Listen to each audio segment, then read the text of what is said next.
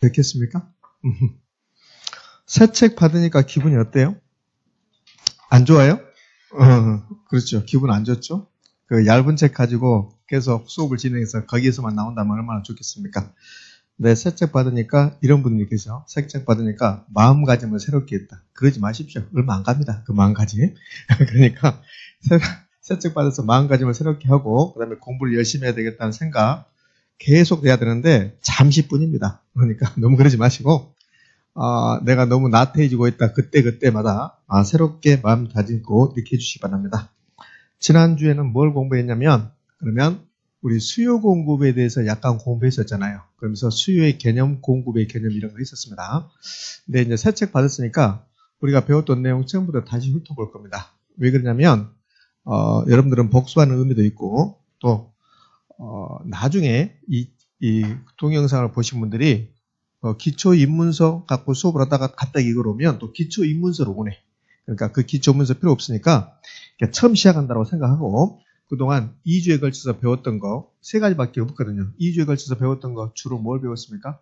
부동산의 개념, 부동산의 분류, 부동산의 특성 배웠잖아요. 그래서 제가 빨리 여러분과 책을 통해서 빨리 세세한 내용은 정리하지 않고 세세하게 막 하지 않고 큰 틀만 쭉 잡아보고 그다음에 경제 이론으로 바로 들어가도록 할게요. 그러니까 우리 책 이제 1월달 가면 제가 책에서 어느 부분이 중요하다 다 언급할 겁니다. 그러니까 지금은 그런 거 필요 없고 11월달, 12월달은 제가 하는 것만 따라오시면 돼요. 그 다음에 예습 필요 없습니다. 예습이 무슨 말인지 모르고 그냥 복습이 필요할 뿐입니다. 너무 부담 갖지 마시고요. 그 다음에는 부동산학 개론 공부를 중점적으로 하고 있습니까? 민법을 중점적으로 하고 있습니까? 민법을 중점적으로 하니까. 지금은 부동산학 개론을 열심히 할 필요 없어요. 지금은 민법 공부를 열심히 하셔야 됩니다. 실제로 그래요. 왜 그러냐면 부동산학 개론이 있고 민법이 있고 그 다음에 나머지 작업은 전부 다 법이에요. 그러니까 민법 마인드가 형성되면 나머지 법도 약간은 쉬워집니다. 그래서 민법을 많이 해주시기 바라고 부동산학 개론은 그렇게 열심히 할 필요 없습니다. 저뿐만 아니라 거의 모든 학원에서 그 다음에 모든 강사들이 민법하고 부동산학 개론 중에서 어떤 걸 열심히 해야 됩니까? 그러면 부동산학 개론을 열심히 해야 됩니다. 한 명도 없습니다. 민법을 더 열심히 해야 됩니다. 지금은 민법지로 공부하고 부동산학 개론은 민법 너무 공부하다 지치면 그때 공부해 주시면 돼요. 자, 그러면 충분합니다. 그래서 우리 책을 처음부터 보면 이제 이렇게 나왔습니다. 자, 책을요. 15페이지를 보면 그러면 이제 부동산학의 목차가 나옵니다. 이 책의 목차. 그런 것은 제가 내년 1월 달에 자세히 설명할 테니까 그냥 넘어가 버려요. 넘어가서 어디로 가냐면요. 그러면 이제 3페이지 가면 다시 이제 3페이지가 나왔습니다. 찾으셨습니까? 그럼 3페이지 가면 부동산학의 2에 나왔습니다. 그러면서요. 부동산학의 개념 나왔죠. 이 부분은 국토교통부에서 시험에 출제하지 않기로 약속했다고 했잖아요. 그러니까 지금은 공부하지 않는다고 그랬습니다. 출제하지 않기로 약속하고 가끔씩 출제한다고 그랬습니다. 평균 2년 단위로 한 번씩. 근데 올해는 출제하지 않았으니까 여러분 시험에서는 출제할 확률이 있지만 지금은 공부하지 않겠다. 그럼 어디로 이제 18페이지. 18페이지로 가면 부동산의 2에 이렇게 나왔습니다. 찾으셨습니까? 예. 제 생각엔 부동산의 2보다는 부동산의 개념 이렇게 타이틀 잡는 게 더 좋을 것 같아요. 그러니까 18페이지 이제 부동산의 개념 이렇게 생각하시고 부동산의 개념부터 국토교통부에서 시험을 출제한다고 그랬습니다. 그러면 이미 배운 내용이지만 부동산의 개념은 부동산학에서는 무슨 개념으로 파악된다? 복합 개념의 분수로 파악된다. 그러니까 가장 먼저 우리 시험에 나오는 부분은 부동산의 개념부터 시험에 출제한다고 그랬습니다. 부동산의 개념을 공부하기 위해서 우리는 뭘 배웠냐면 이런 걸 배웠었죠. 이렇게 부동산이 있습니다. 그럼 이 부동산을 투자할까 말까 고민한다. 그러니까 우리 인간이 이 부동산을 대상으로 어떤 행위를 할 때 여러 가지를 생각하는데 결국은 몇 가지 측면을 생각한다? 3가지 측면을 생각한다. 그것도 기억 안 납니까? 큰일 났네. 그래서 그걸 부동산 또는 부동산학의 3대 측면 그랬습니다. 맞지요? 그러니까 이 부동산 내가 살까 말까 고민할 때 기술적 개념, 경제적 개념, 법률적 개념, 법률적 측면, 경제적 측면, 기술적 측면을 생각한다. 그것을 부동산 또는 부동산학의 3대 측면이다 이렇게 했습니다. 그러니까 부동산학의 3대 측면이 무엇이냐? 이건 나온다 안 나온다? 안 나온다 했잖아요. 그러니까 부동산을 바라볼 때 법률적 측면을 바라보고 경제적 측면을 바라보고 기술적 측면을 바라본다.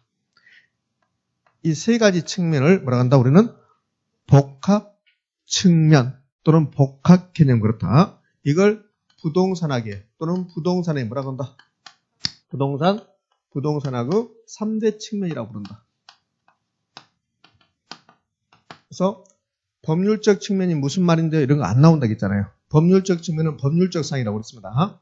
이 부동산과 관련된 소유권 관계, 그러니까 민법 선생님이 말했던 거, 그다음 이제 공법 선생님이 말하는 거, 그런 것들은 이제 법률적 측면이라고 그래요.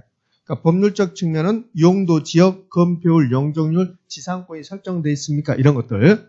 그다음에는 경제적 측면은 이 토지의 가격, 이 토지로부터 나올 수 있는 예산들은 지대, 건물의 가격, 건물로부터 예산들은 임대료 수입, 이런 것을 경제적 측면. 이 두 가지는 형태가 있습니까? 없습니까? 없죠. 그래서 이걸 무형적 측면이라고 한다. 그러니까는 이거는 시험에 나올 수 있어요. 뭐가 시험에 나올 수 있냐면 3대 측면이 법경기인데 이거는 나오지 않아요. 그러니까 3대 측면이 무슨 말입니까? 어떤 걸 3대 측면이라 합니까? 시험에 나오면 제가 손목을 건다. 안 나옵니다. 안 나오고 이 두 가지는 무형이다. 형태가 없으니까 이 정도가 나와요. 그러니까 20회 이후에는 법률적 측면이 무슨 말이고 그런 거 안 나옵니다. 3대 측면도 무슨 말이 안 나오고 20회 이후는 두 개를 묶어서 무형이라 한다. 이 정도. 그 다음에 기술적 측면을 다른 말로 뭐라고 합니까? 물리적 측면. 눈에 보이는 대로. 그러면 이 토지의 면적, 이 토지의 형상 눈에 보이죠. 건물의 높이, 층수 보이잖아요. 이런 것을 기술적 내지는 물리적 측면이라고 부른다. 그럼 기술적 측면, 물리적 측면에 형태가 있습니까? 없습니까? 있죠. 형태가 있으면 그것을 뭐라고 한다? 유형적 측면이라고 한다. 그러면 우리가 부동산을 바라볼 때 여러 가지를 바라보는데 결국은 이 세 가지를 바라보게 되었다. 그래서 부동산학에서는 부동산과 관련된 모든 것이 3대 측면으로 되어 있다. 네, 세 가지를 묶어서 3대 측면이라고 하는데 하나만 있으면 개별이라고 했고 두 개 이상 있으면 뭐라고 했습니까? 복합이라고 그랬잖아요. 그래서 부동산학에서는 부동산과 관련된 모든 게 복합 개념으로 이루어졌다. 기억납니까? 예, 됐어. 자, 그러면 얘는 왜 공부했냐면 부동산의 개념을 공부하기 위해서 얘를 끌어들인 겁니다. 그래서 이제 부동산의 개념은 부동산이 무슨 말입니까? 그러는데 부동산학에서는 부동산을 바라볼 때 이 세 가지 측면을 바라보기 때문에 부동산학에서 말하는 부동산은 복합 개념의 부동산이 된다 했어요. 그래서 이제 부동산 개념에서는 복합 개념의 부동산이 나오죠. 선생님 나 처음부터 들었는데 처음 듣는 것 같다. 그럼 곤란해지죠. 부동산, 복합 개념 부동산. 그 복합 개념 부동산은 부동산을 세 가지 측면에서 결합했다. 법률적 개념, 경제적 개념, 기술적 개념의 부동산을 뭐하겠다? 체계화시켰다. 이걸 복합 개념의 부동산이라고 한다. 그럼 복합 개념의 부동산을 풀었으면 법률적 개념의 부동산이 나오고 경제적 개념의 부동산이 나오고 기술적 개념의 부동산이 나온다. 자, 경제적 개념부터 갑시다. 경제적 개념의 부동산은 부동산을 경제학적으로 표현한다면, 경제적 의미를 부여한다면 무슨 말을 하고 어떻게 표현할 수 있습니까? 그 말이겠잖아요. 그래서 5가지 표현하겠습니다. 자산입니다.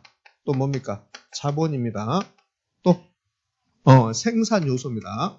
생산 요소를 다른 말로 하면 뭐라고요? 생산재. 그 다음에 소비재입니다. 그 다음에는 상품입니다. 이렇게 표현해서 나오면 경제적 개념이라고 했습니다. 그러면 기술적 개념은 부동산을 있는 그대로, 북한산 국립공원을 있는 그대로 본다면 어떻게 말할 수 있는데요? 그렇게 있잖아요. 그래서 자연입니다.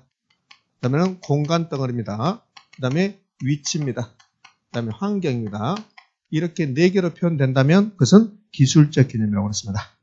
법률적 개념의 부동산은 2개로 나눠봤습니다.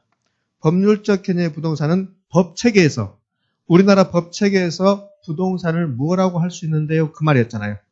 근데 법체계 중에서 민법만 유일하게 부동산의 개념을 정의하고 있어요. 그 민법에서 말하는 부동산을 좁은 의미의 부동산, 협의의 부동산, 민법상 부동산, 그러면 민법에서는 뭐라고 했더라? 토지 및 그 정착물이라고 그랬습니다. 그래서 이 법률적 개념의 부동산은 좁은 의미의 부동산이 있었고, 좁은 의미의 부동산은 민법상 부동산이고, 민법 99조 1항의 토지 및 그 정착물이니까 우리 민법은 토지하고 정착물을 뭘로 본다? 부동산으로 보겠다는 소리입니다.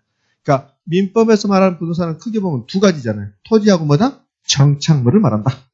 근데 정착물에 대해서도 제가 개념을 설명했습니다. 정착물, 토지에 인간이 항구적으로 뭘 갖다 붙인 것들, 이것을 정착물이라고 했잖아. 정착하고 물하고. 그러니까 정착물의 가장 대표적인 게 뭐라고 하던가요? 건물. 건물이라고 나올 수도 있고, 건물을 대표하는 가장 대표적인 게 뭐예요? 주택. 그래서 주택을 주고 상가를 주고 정착물이라고 물어본 적이 있습니다. 우리 시험에서. 그러면 정착물을 대표하는 게 건물이니까 건물 등 그러면 돼요. 그럼 민법에서 말하는 분사는 토지하고 그 정착물이다. 그럼 정착물에 대해서 우리 시험에 나올 수 있을까 없을까?